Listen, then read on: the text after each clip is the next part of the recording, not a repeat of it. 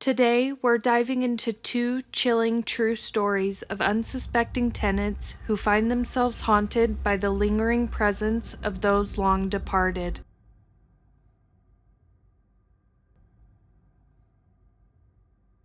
In 1998, Sarah and her husband James moved into a century-old Victorian house in a small town in Pennsylvania. It was a beautiful, sprawling home with creaky wooden floors, stained glass windows, and a large wraparound porch. It had been vacant for a few years, and they got it at a great price. Sarah loved the house until strange things started happening. It began with the front window. Every night when she went to lock up before bed, she noticed the curtains in the living room window were open, even though she always closed them. At first, she assumed it was James, but when she mentioned it, he swore he hadn't touched them.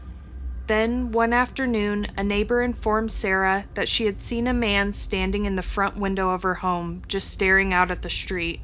Sarah's stomach twisted. James worked long hours and was rarely home during the day. Who, if anyone, was she seeing? That night, she locked the windows, double-checked the doors, and pulled the curtains shut extra tight. Just as she was turning off the lights, a sound made her freeze. A soft tapping, coming from the inside of the living room window. Sarah turned slowly.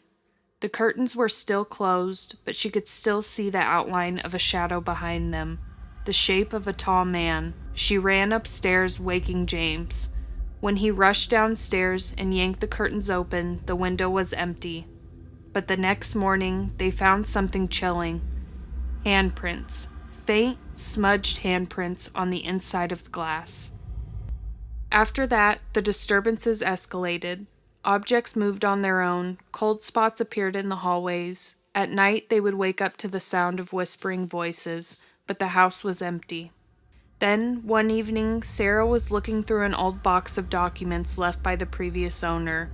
Among them was an old yellowed newspaper clipping. Her blood ran cold as she read it. It was an article from 1932 about a man named Henry Caldwell, the home's original owner. He had lived there alone for years until he was found dead in the living room. The cause? Self-inflicted gunshot wound by the front window. Sarah slammed the box shut. That night, they packed their bags and left. They sold the house a month later. To this day, new homeowners and passing neighbors still report seeing a shadow in the front window, watching and waiting.